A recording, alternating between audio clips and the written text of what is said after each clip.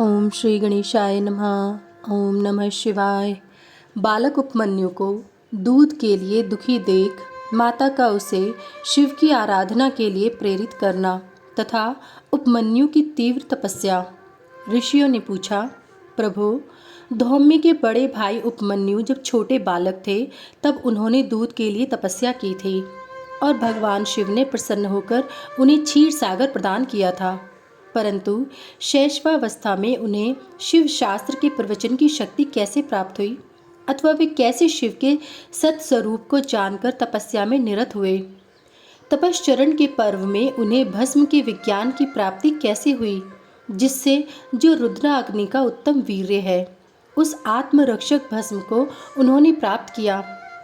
वायुदेव ने कहा, महर्षियों, जिन्होंने वह तप किया था वे उपमन्यु कोई साधारण बालक नहीं थे। परम बुद्धिमान मुनिवर व्याघ्रपादक के पुत्र थे। उन्हें जन्मांतर में ही सिद्धि प्राप्त हो चुकी थी, परंतु किसी कारणवश वे अपने पद से च्युत हो गए, योग भ्रष्ट हो गए। अतः भाग्यवश जन्म लेकर वे मुनि कुमार हुए। एक समय की बात है, अपने मामा के आश्रम में उन्हें पीने के लिए बहुत थोड़ा दूध मिला। उनके मामा का बेटा अपनी इच्छा के अनुसार गरम गरम उत्तम दूध पीकर उनके सामने खड़ा था। मातुल पुत्र को इस अवस्था में देखकर व्याघ्रपाद कुमार उपमन्यु के मन में ईर्ष्या हुई और वे अपनी माँ के पास जाकर बड़े प्रेम से बोले, मात, माँ भागे, तपस्विनी, मुझे अत्यंत स्वादिष्ट गरम गरम गाय का दूध दो, मैं थोड़ा सा नहीं पीऊँगा। बेटे की यह बात सुनकर व्याघ्रपद की पत्नी तपस्विनी माता के मन में उस समय बड़ा दुख हुआ। उसने पुत्र को बड़े आदर के साथ छाती से लगा लिया और प्रेम पूर्वक लाड़ प्यार करके अपनी निर्धनता का स्मरण हो आने से वह दुखी हो विलाप करने लगी। महातेजस्वी बालक उपमन्यु बारंबार दूध को याद करके रोते हुए माता से कहने लगे, माँ, दूध दो, दूध दो। बालक के उस हठ को जानकर उस तपस्विनी ब्राह्मण पत्नी ने उसके हठ के निवारण के लिए एक सुंदर उपाय किया। उसने स्वयं उच्चवृत्ति से कुछ बीजों का संग्रह किया। उन बीजों को देखकर उसने तत्काल उठा लिया और पीसकर पानी में घोल दिया। फिर मीठी वाणी में बोली, आओ आओ मेरे लाल। यों कहकर बालक को शांत करके हृदय से लगा लिया और दुख से पीड़ित हो उसने कृत्रिम दूध उसके हाथ में दे दिया।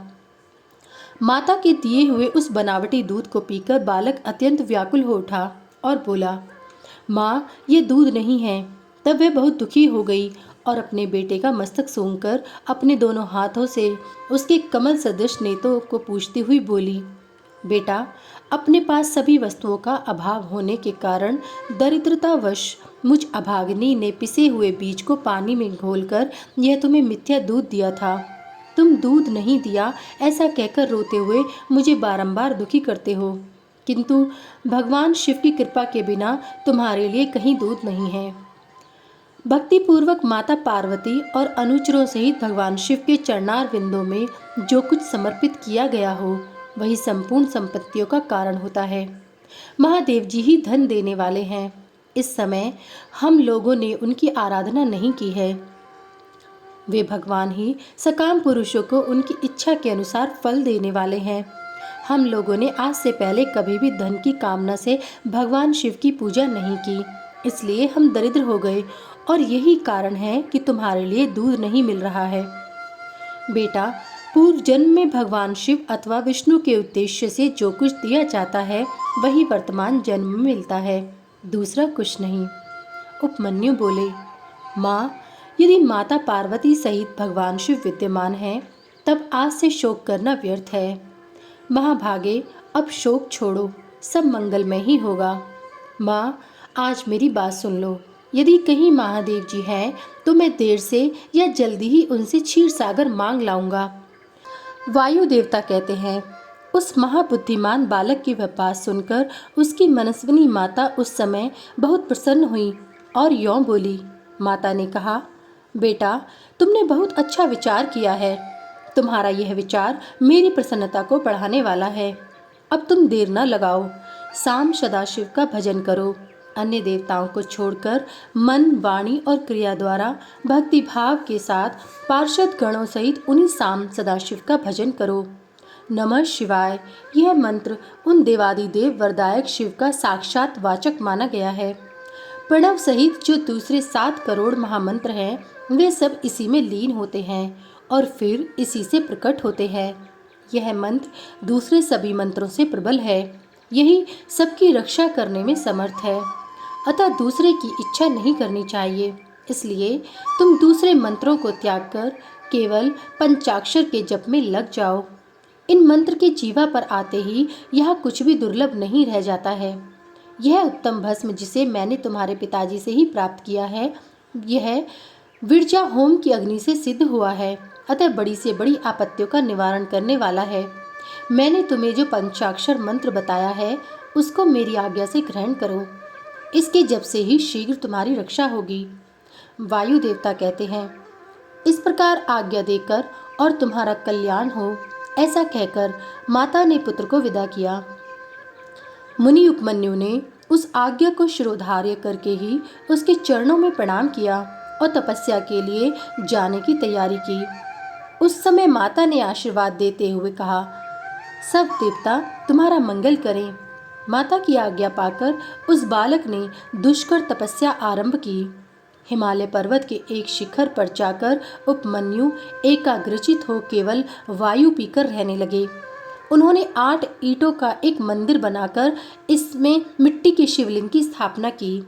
उसमें माता पार्वती तथा गणों सहित अविनाशी महादेव जी का आवाहन करके भक्ति भाव से पंचाक्षर मंत्र द्वारा ही वन के पत्र पुष्प आदि उपचारों से उनकी पूजा करते हुए वे चिरकाल तक उत्तम तपस्या में लगे रहे। उस एकाकी कृशकाय बालक द्विजवर उपमन्यु को शिव में मन लगाकर तपस्या करते देख मरीचि के शाप से पिशाच भाव को प्राप्त हुए कुछ मुनियों ने अपने राक्षस स्वभाव से सताना और उनके तप में विघ्न डालना आरंभ किया। उनके द्वारा सताए जाने पर भी उपमन्यु किसी प्रकार तप में लगे रहे और सदा नमः शिवाय का आर्तनाद की भांति जोर जोर से उच्चारण करते रहे। उस शब्द को सुनते ही उनकी तपस्या में विघ्न डालने वाले वे मुनि उस बालक को सताना छोड़कर उसकी सेवा करने लगे। ब्राह्मण बालक महात्मा उपमन्यु की उस तपस्या से संपूर्ण चराचर जगत प्रदीप्त एवं संतप्त हो उठा। अध्याय 34 समाप्त। भगवान शंकर का इंद्र रूप धारण करके उपमन्यु के भक्ति भाव की परीक्षा लेना, उन्हें क्षीर सागर आदि देकर बहुत से वर देना और अपना पुत्र मानकर पार्वती के हाथ में सौंपना, कृतार्थ हुए उपमन्यु का अपनी माता के स्थान पर लौटना। तदंतर भगवान विष्णु के अनुरोध करने पर श्री शिव जी ने पहले इंद्र का रूप धारण करके उपमन्यु के पास जाने का विचार किया। फिर श्वेत ऐरावत पर आरूढ़ हो स्वयं देवराज इंद्र का शरीर ग्रहण करके भगवान सदाशिव देवता असुर सिद्ध तथा बड़े बड़े नागों के साथ उपमन्यु मुनि के तपोवन की ओर चले। उस समय वह ऐरावत दाईं सूंड में चंवर लेकर शची सहित दिव्य रूप वाले देवराज इंद्र को हवा कर रहा था और बाईं सूंड में श्वेत छत्र लेकर उन पर लगाई चल रहा था। इंद्र का रूप धारण किए उमा सहित भगवान सदाशिव उस श्वेत छत्र से उसी तरह सुशोभित हो रहे थे जैसे उदित हुए पूर्ण चंद्रमंडल से मंद्राचल शोभायमान होता है। इस तरह इंद्र के स्वरूप का आश्रय ले परमेश्वर उपमन्यु के उस आश्रम पर अपने उस भक्त पर अनुग्रह करने के लिए जा पहुँचे।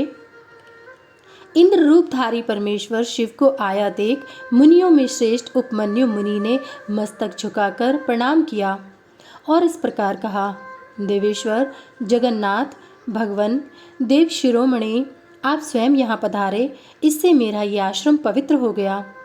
इंद्र रूपधारी शिव बोले, उत्तम व्रत का पालन करने वाले धौम्य के बड़े भैया महामुनि उपमन्यु, मैं तुम्हारी इस तपस्या से बहुत संतुष्ट हूँ। तुम वर मांगो, मैं तुम्हें संपूर्ण अभीष्ट वस्तुएं प्रदान करूँगा।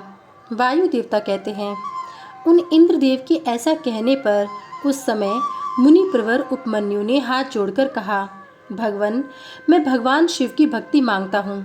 यह सुनकर इंद्र ने कहा, क्या तुम मुझे नहीं जानते? मैं समस्त देवताओं का पालक और तीनों लोकों का अधिपति इंद्र हूँ। सब देवता मुझे नमस्कार करते हैं।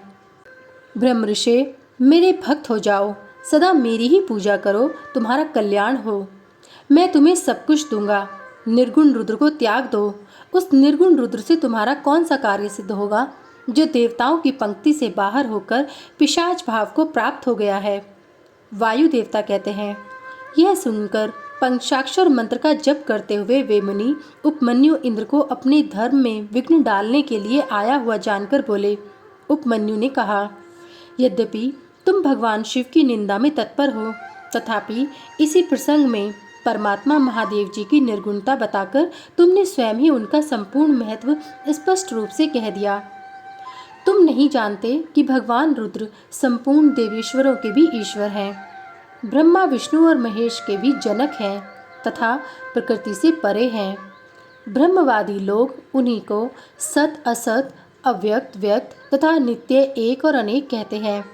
अतः मैं उन्हीं से वर मांगूंगा जो युक्तिवाद से परे तथा सांख्य और योग के सारभूत अर्थ का ज्ञान प्रदान करने वाले हैं। तत्वज्ञानी पुरुष उत्कृष्ट जानकर जिनकी उपासना करते हैं, उन भगवान शिव से ही मैं वर मांगूंगा। देवाधम, दूध के लिए जो मेरी इच्छा है वह यों ही रह जाए, परंतु शिवास्त्र के द्वारा तुम्हारा वध करके मैं अपने इस शरीर को त्याग दूंगा।